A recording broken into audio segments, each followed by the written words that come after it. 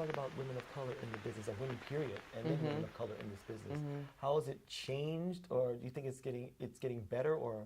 I think it's definitely changing. I mean, big up to Shonda Rhimes, Yeah, period. yeah. You know, who's really created these opportunities.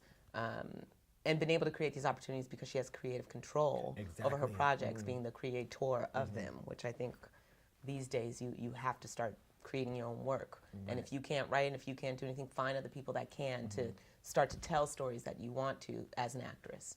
But it's changing. I mean, even a few years ago, you would have never seen a black woman as a lead on ABC. Yeah. Please. Last time was never, in the 70s. never, Yeah. you know?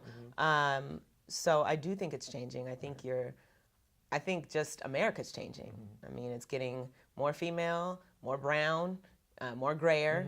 So I think that that we're slowly starting to see these representations on television. It's still way behind, but I think it's up to us to start to change that as well.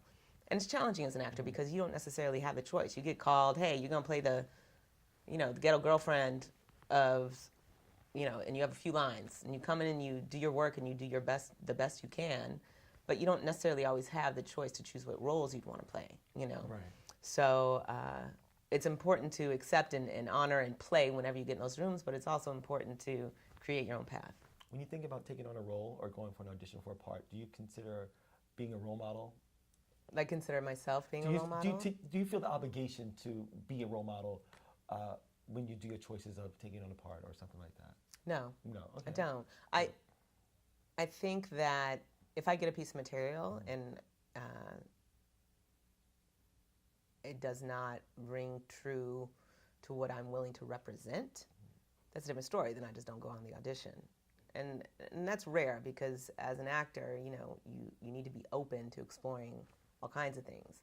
But if it's recently there was a film and confirmed with my agent.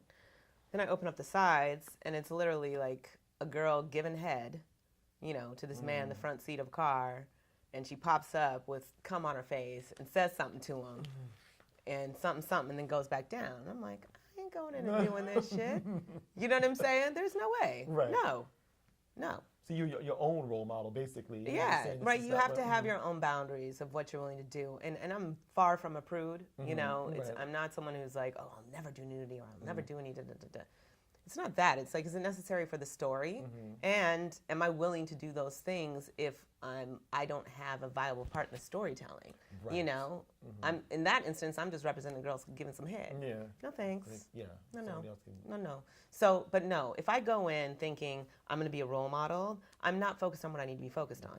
I need to be focused on telling the story of the woman who just lost her son and is getting interviewed by a cop right now asking her dumb questions and accusing her.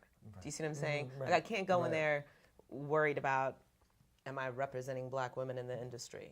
Not for auditioning anyways, but like I said, material, as far as material you're willing to do, absolutely. But I think, your biggest role model should be yourself in that sense, like you said. So it's like, okay, if I'm willing to do that, then hopefully what I'm trying to influence on a bigger level is a mission in that sense of being a storyteller and hopefully affecting, moving people and changing people, then I said it's okay. So hopefully, somebody will learn from it.